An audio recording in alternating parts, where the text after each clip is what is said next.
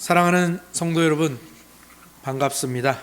우리는 지난 시간에 하나님은 사랑이시며 영원전부터 성부, 성자, 성령 삼위로 계시며 서로 사랑하심으로 무한히 행복하신 분이라는 사실을 함께 나누었죠. 하나님은, 삼위일체 하나님은 그 자체로 완전한 사랑이시고 또 완전한 행복이시고, 그 사실을 우리가 삼위일체를 그런 식으로 생각하고 이해한다라는 부분을 함께 배웠습니다. 그런데 지난 시간에도 말씀드렸지만 우리는 여기서 한 가지 근본적인 의문이 생기죠. 혹시 여러분들도 이런 질문을 스스로에게 던져보신 적이 있으신가요? 하나님이 그렇게 행복하시고 부족함이 없으신 분이라면 도대체 왜 이 세상을 만드셨을까? 혹시 하나님이 혼자 계시기 심심해서 외로우셔서 자신을 달래줄 우리가 필요했던 것은 아닐까? 왜 우리는 이런 생각들을 합니까? 우리가 그렇거든요. 우리가 너무 외로워서 연애를 시작하거나 외로워서 반려동물을 키우거나 심심해서 취미생활을 하거든요. 그래서 하나님도 그러셨을 것이라 우리가 추측을 합니다. 하지만 정말 그럴까요? 그래서 오늘 새가족반 제2과의 내용을 통해서 하나님이 왜 세상을 창조하셨는지, 그리고 그 창조의 핵심, 창조의 중심, 창조의 절정인 우리 인간이 원래 누려야 했던 행복이 무엇인지를 깊이 한번 살펴보려고 합니다. 오늘 말씀을 통해서 우리가 잃어버린, 그러나 다시 찾아야 할 진짜 행복의 원형을 발견하는 시간이 되기를 소망합니다. 먼저 성경은 창조의 목적에 대해서 아주 분명하게 선언을 합니다. 골로새서 1장 16절은 만물이 다 그로 말미암고 그를 위하여 창조되었다라고 말하고요. 고린도전서 10장 31절에는 우리가 잘 아는 대로 너희가 먹든지 마시든지 무엇을 하든지 다 하나님의 영광을 위하여 하라라고 말씀하십니다. 성경은 하나님께서 자기 자신의 영광을 위하여 이 세상을 만드셨다고 합니다. 근데 언뜻 들으면 이 말이 우리에게 굉장히 불편하게 들리죠. 아니, 하나님은 그러면 자기밖에 모르시는 분인가? 자기 영광만 아시는 분인가? 그저 우리를 자신의 영광을 위한 도구로 만드신 것인가 하는 생각이 들 수 있기 때문입니다. 하지만 그건 오해입니다. 하나님이 영광을 받으신다라는 건요, 우리가 생각하는 방식과는 조금 달라요. 하나님은 뭔가 부족해서 체험을 받으셔야 되는 분이 아니에요. 하나님이 영광이 부족해서 우리를 통해서 영광을 다시 받으셔야 되는 분이 아닙니다. 사도행전 17장 25절은 하나님을 무엇이 부족한 것처럼 사람의 손으로 섬김을 받으시는 것이 아니니 이는 만민에게 생명과 호흡과 만물을 친히 주시는 분이다 라고 소개를 하고 있습니다. 하나님은 주시는 분이지 우리에게서 뭘 받기를 원하시는 분이 아니십니다. 그렇다면 하나님의 영광을 위한다라는 말이 무슨 말입니까? 하나님을 영광을 위하여 창조되었다라는 말이 무슨 뜻입니까? 조나단 에드워즈는 이렇게 설명을 합니다.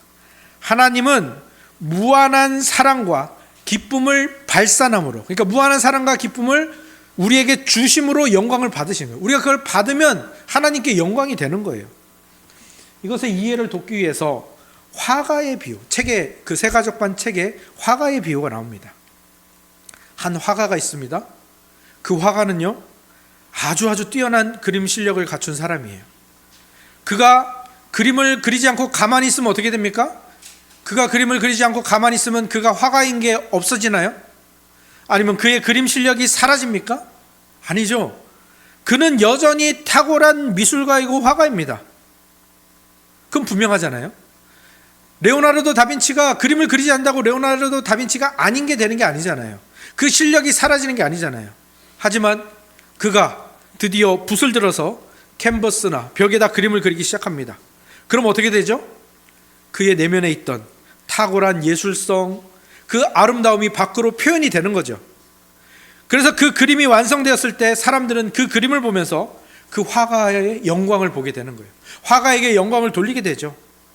그러니까 화가는 그 그림으로부터 뭘 얻어내는 게 아니고 자기의 재능을 발산했는데, 그래서 그게 영광이 되고 영광을 얻게 되는 거죠. 하나님의 창조도 똑같습니다. 하나님이 우리를 외로워서 만드신 게 아니에요. 영광이 부족해서 우리를 만드신 게 아닙니다. 근데 다른 신들은, 신화들을 보면 그렇죠. 그리스 로마 신화, 고대 근동 신화 속의 신들은 인간의 노동력이 필요해서, 혹은 자신들이 편해지기 위해서, 자신들이 외로워서 또 장난을 치고 유의를 하기 위해서 인간을 만들었다고 얘기를 합니다. 하지만 우리 하나님은 다릅니다. 하나님은 그 사랑과 기쁨이 너무 충만하고 그게 흘러 넘쳐서 그 충만함을 나누고 발산하기 위해서 세상을 지으시고 우리를 지으신 겁니다. 그러므로 우리가 하나님께 영광을 돌린다라는 것은 우리가 가진 어떤 알량한 그 조그만 것을 하나님께 바친다고 생각하지 마십시오. 오히려 풍성하고 넘치는 사랑의 근원이신 하나님께 우리가 그 사랑과 기쁨을 받아 누림으로 그분이 영화롭게 되는 거예요. 그분이 우리를 그렇게 작품으로 만드셔서 그분이 영화롭게 되는 거고 우리가 그분의 영광이 되는 거예요. 존 파이퍼 목사님이 그렇게 말씀하셨죠. 우리가 하나님 안에서 가장 크게 만족할 때 하나님이 우리 안에서 가장 크게 영광 받으십니다. 여러분이 하나님을 만족하고 여러분이 하나님으로 행복해 하잖아요. 그러면 하나님이 영광을 받으시는 거예요. 하나님께서는요, 자신의 영광을 드러내기 위한 거대한 열정을 가지고 이 세상을 만드신 겁니다. 우주를 보십시오. 빛의 속도로도 다 잴 수 없는 그 광활한 우주, 그 우주를 보면 우리는 뭘 할 수 있습니까? 하나님의 영광이라는 게 얼마나 폭발적이고 얼마나 광대한가를 볼 수 있는 거죠. 그리고 하나님이 창조한 이 세상은 하나님이 보시기에 심히 좋았습니다. 그런데 이 거대한 우주보다 하나님이 더 주목하시고 하나님의 모든 지혜와 능력을 다 쏟아부으신 존재가 있습니다. 그게 뭐죠? 그게 누구죠? 바로 저와 여러분, 인간입니다. 창세기 1장 26절을 보면요, 하나님께서 인간을 지으실 때 우리의 형상을 따라 우리의 모양대로 우리가 사람을 만들자라고 말씀하시며 삼위 하나님이 의논하시는 장면이 나와요. 이거를 삼위 하나님의 의논이라고 부르거든요. 다른 천상회의라고 불러요. 다른 피조물들을 만드실 때와는 달라요. 다른 피조물들은 어떻게 만드셨죠? 빛이 있으라 하니까 있었어요. 그런데 인간을 만드실 때는 어떻게 하셨다고요? 삼위일체 하나님이 회의를 하셨어요. 의논을 하셨어요. 그래서 하나님의 형상을 담은, 하나님을 닮은 존재로 우리를 만드셨어요. 우리가 어떤 일을 하는 거 있잖아요. 우리가 지성, 감성, 의지를 가지고 무언가를 다스리고 그리고 무엇보다 서로를 사랑할 수 있는 그 존재인 이유가 어디에 있습니까? 바로 사랑이신 하나님, 그 삼위일체 하나님의 형상대로 지어졌기 때문에, 그 하나님을 닮았기 때문입니다. 그리고 하나님은 모든 만물을 지으신 다음에 보시기에 좋았더라 하셨고, 인간을 지으신 후에는 비로소 뭐라고 말씀하셨죠? 보시기에 심히 좋았더라, very good, wonderful 이라고 탄성을 지르신 거예요. 여러분이 이것을 꼭 기억하셨으면 좋겠어요. 여러분 한 분 한 분은 그냥 우연히 생겨난 존재가 아닙니다. 하나님의 영광과 하나님의 사랑이 가장 찬란하게 투영된 하나님의 걸작품이에요. 우리 예전에 포이에마라는 말, 한참 제가 설교 때 많이 썼던 말인데, 포이에마, 하나님이 너를 지으셨다라는 이 포이에마가 바로 그 시, 영어로 시가 포엠이죠. 포임, 그 말의 원형이 되는 말인데요, 하나님의 걸작품, 하나님의 작품이라는 거예요. 하나님은 우리를 보시며 심히 좋다라고 말씀하신다라는 거예요. 그렇다면 그 하나님이 심히 좋다라고 하셨던 타락 이전에 인간이 누렸던 행복, 그것은 구체적으로 어떤 모습입니까? 그 행복은, 우리는 뭔가를 많이 가져야 행복하다고 생각하잖아요. 아닙니다. 모든 행복, 진짜 행복은요, 관계에 있습니다. 그렇지 않습니까? 여러분이 무엇을 가지려는 그 마음의 이면에도요, 어떤 관계에서 내가 어떻게 보이는 게 좋기 때문에 그걸 가지려고 하는 거거든요.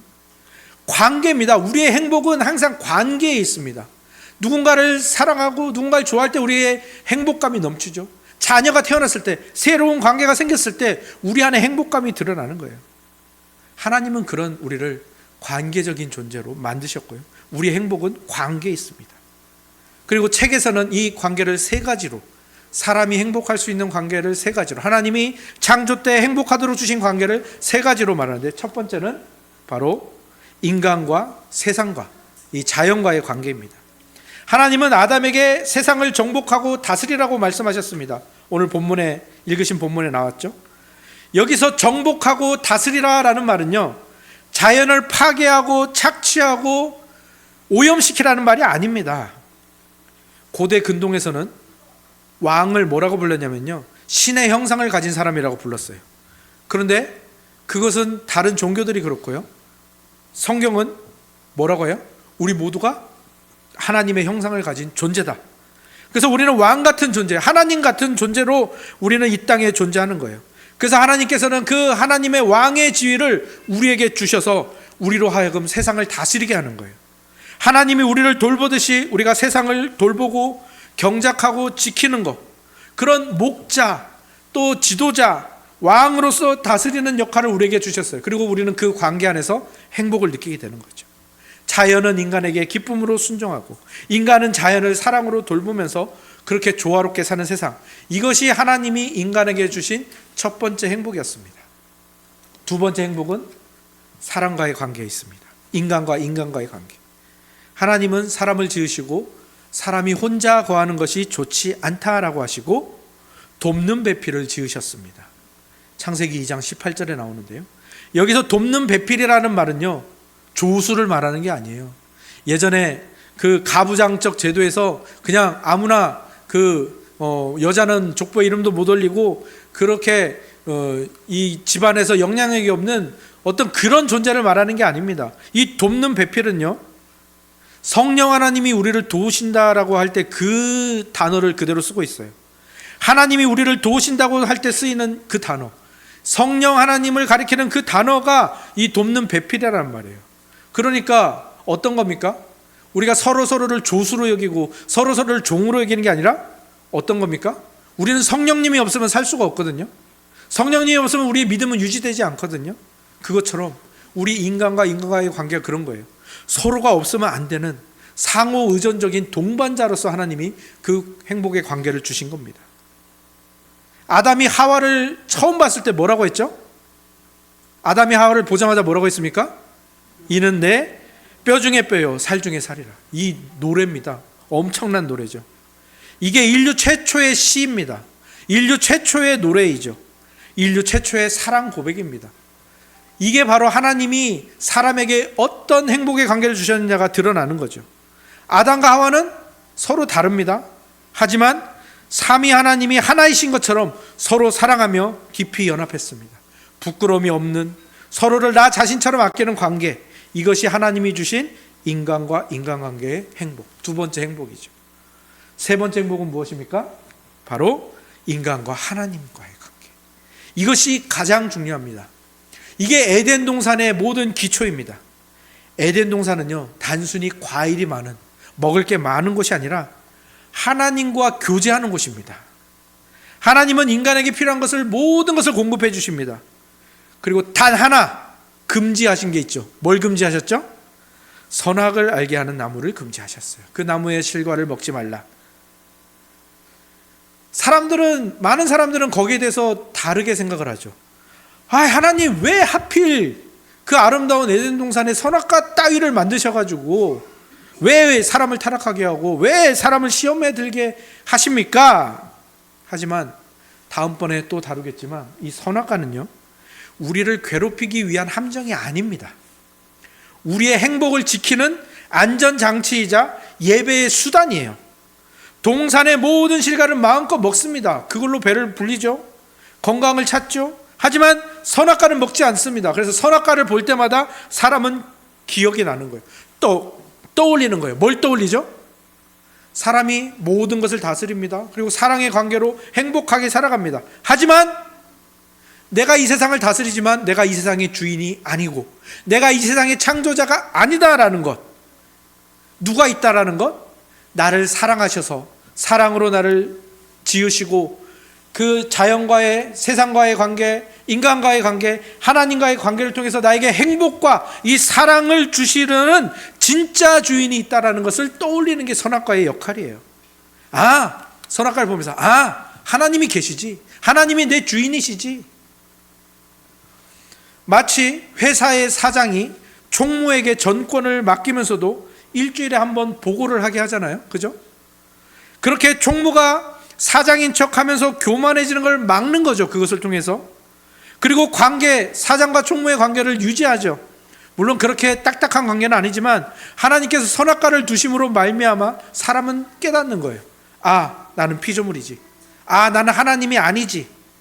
그리고 나는 하나님의 사랑 안에 거해야 되는 존재지 라고 깨닫는, 그 하나님의 초청이고 배려이고 하나님이 우리를 위한 장치를 마련해 놓으신 게 선악과라는 거예요. 결론입니다. 빨리 끝나야죠. 사랑하는 성도 여러분, 말씀을 맺겠습니다. 하나님은 뭐라고요? 사랑. 그분은 영원 전부터 행복하시고요, 그 행복을 나눠주기 위해서 이 세상을 창조하셨고요, 그리고 자신의 영광을 발산하여 우리를 만드셨습니다. 그래서 우리가 세상과 이웃과 하나님과의 이 세 가지 행복의 관계, 사랑의 관계를 맺으며 살도록 설계하셨습니다. 그런데 왜 우리는 그 설계된 대로 살지 못하고 인생에서 허무함을 느끼고 갈증을 느끼고 원망과 분노를 느끼며 살아갈까요? 그래서 우리가 다음 시간에 함께 나눌 텐데요, 그 목적을 잃어버렸기 때문이에요. 하나님의 영광을 맛보고 그분과 사랑과의 관계를 맺는 그 목적, 지음받은 목적을 잃어버렸기 때문에 우리에게 모든 불행이 찾아온 겁니다. 그 지음받은 그 목적대로 사는 것, 그거 외에 다른 것, 세상의 어떤 소유, 성취, 그거를 마치 그것이 내 인생의 목적인 양 살았기 때문에 우리에게 모든 문제들이 생기는 겁니다. 어떤 목적도 이 근원적인 목적, 하나님과 사랑의 관계를 맺는 이 목적을 대신할 수 없다라는 걸 기억하시기 바랍니다. 오늘 이 시간 우리를 향한 하나님의 원래 계획을 기억하시기 바랍니다. 하나님은 우리에게 말씀하세요. 너는 내 사랑의 절정이다. 나는 너와 나의 기쁨을 함께 나누기를 원한다. 이게 하나님의 부르심입니다. 그 하나님의 부르심 앞에 여러분의 마음을 여시기를 바랍니다. 하나님 안에서 하나님이 주신 관계 속에서 참된 행복을 누리는 우리 모두가 되기를 주님의 이름으로 축복합니다. 아멘. 제가 잠깐